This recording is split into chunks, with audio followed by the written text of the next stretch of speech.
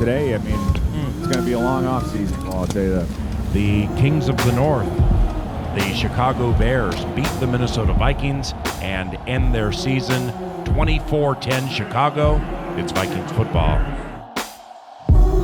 No, you always carry it because you got to know what you got to build from and know what's the goal that we headed to and how we could have got there and the things that we could have did last year. So you always carry it in your back pocket. But it's a fresh start. It's a new beginning and a new identity for this team that we got to find out. But you always keep that in your back pocket. That that's where we left off at, and that's what we got to build from. We're gonna try to establish our identity and what we want to be and what we're working towards. And it's early, obviously it's early, but because he want a smart, physical, people that make good decisions on the field and off the field. That's the type of team we want. Just ready to go, man. Just ready to go.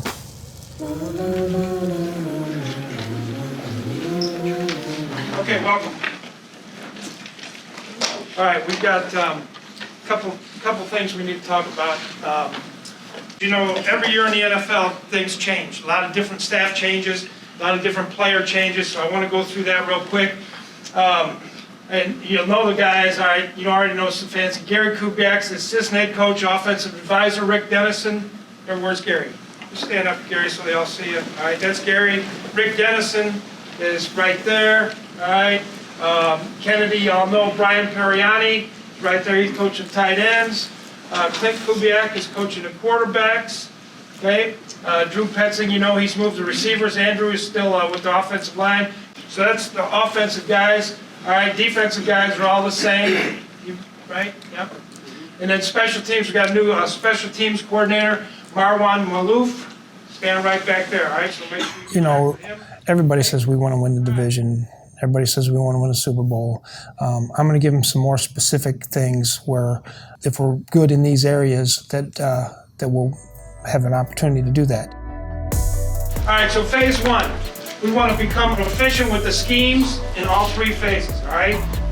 We've got a bunch of new things going in on offense, some new things on defense. The special teams will be new, so we need to become proficient with the schemes, all right?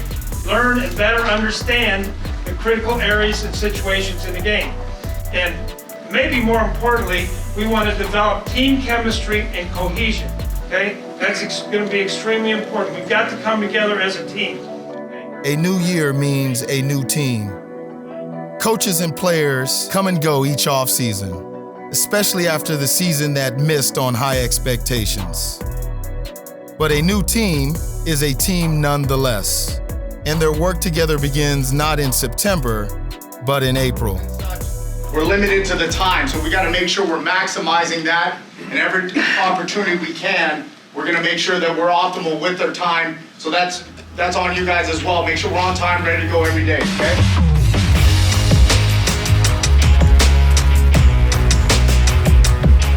Everything starts with you guys in the room here, of taking ownership with that, okay? We'll only go as far as you guys take it. Riot, we came to riot. The revolution is starting this hour. Riot, we came to riot. You hear the crowd, we coming for what's ours. Yeah, we coming for what's ours. Yeah, we coming for what's ours. Yeah, we coming for what's ours. You hear the crowd, we coming for what's ours. For returning players, the season is just the beginning. But for the personnel staff, the busiest time of year is coming to a close. Final draft meetings are underway as General Manager Rick Spielman and his staff put the finishing touches on their draft board. This guy for me was a little bit like a smaller version of Tavius, and he runs hard now. He runs hard, he hits the hole with quickness. I thought he was a one-cut and get downhill kind of runner.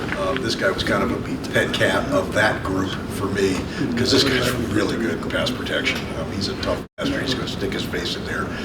He's a really good special teamer. So he's not a starter, but this guy's going to find a niche. He can work the talent.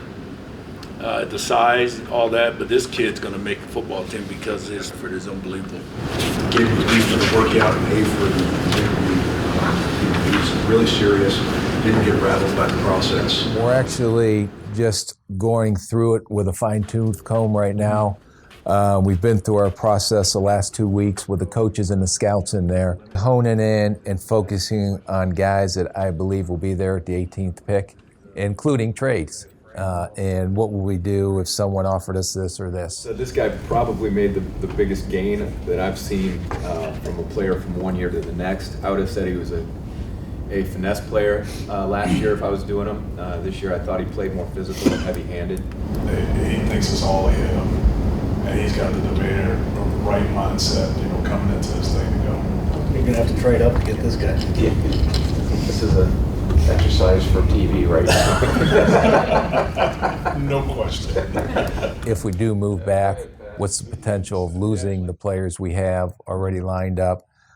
Do we have other options? And if you can put yourself in those type of scenarios, then you don't panic. We're prepared and ready to go.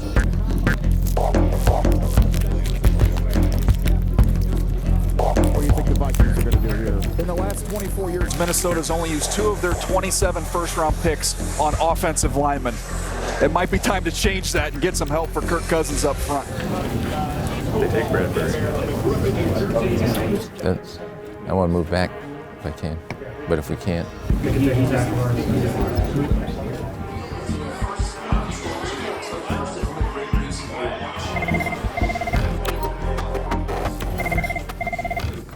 What'd they offer? But we would have to get a... Dexter Lawrence. Oh. We're not freaking trading. Huh? Yeah, no. Man, that was close.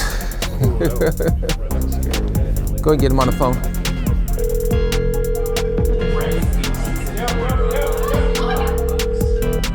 Hello. Hello, can I speak with Garrett?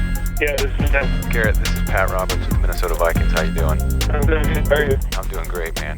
Hey, our general manager and head coach are gonna talk to you here in a minute. Are you excited? Yeah. Garrett. Yeah. Rick Spielman. How you doing, bud? Doing great. How are you doing? You ready to come up to the north and be a Minnesota Viking? Yes, I am. Yeah. Hey, Garrett. Coach Zimmer, how you doing? Coach. Congratulations. Doing great. How are you doing? Good. Thank you so much. We are really excited to have you here. We've been studying the heck out of you for weeks, and yeah, you're going to fit in great with us, and you'll help us in the running game and the protections and everything else. So it should be a great match. We're excited. Awesome. Thank you so much. Going Minnesota?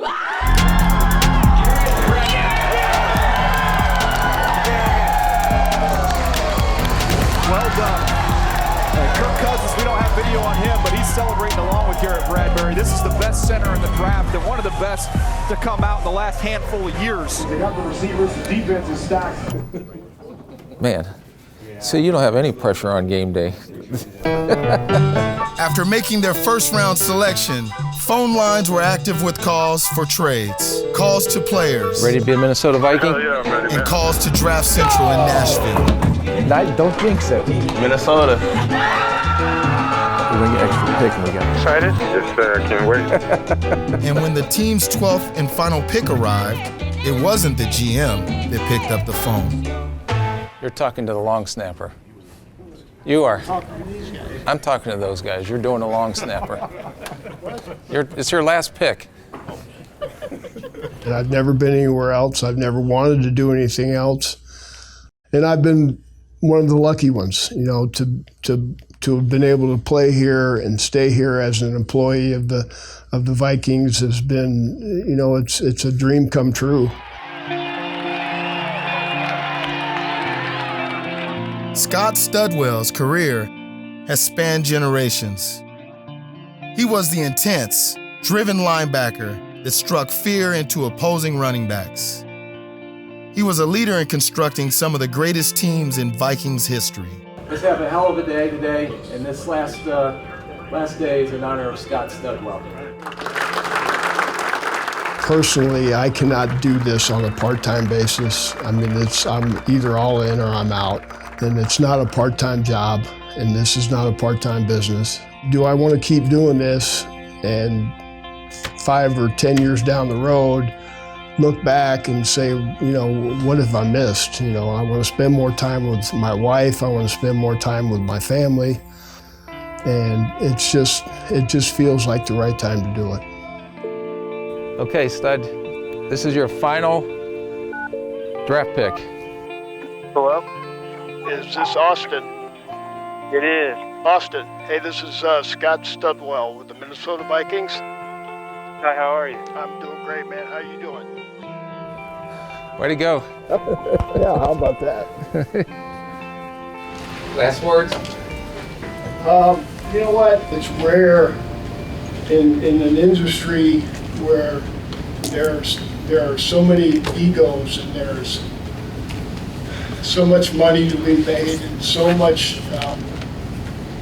everybody's looking for that big carrot. But the thing that's I'm probably most proud of, I know that you got my back. And I hope you know that I got your back too. And as long as we continue to do that, we're going to have a chance. It's time to step away and look from the outside in for the first time in a long time. But I'm looking forward to that. I'm looking forward to watch the success that I know you guys are going to have. So I love you guys and girls, and so very fortunate to have been a part of this, and that it's obviously something I'll never forget. So thank you. I can't set any more goals for myself as a Minnesota Viking other than winning a Super Bowl. And, you know, I'm going to miss out on that when they do win it. But you know what? I hope they win it next year. I hope they win it this year. You know, everybody that's ever been involved with this organization, when they do win it, they're all going to win it, because that's the kind of place this place is.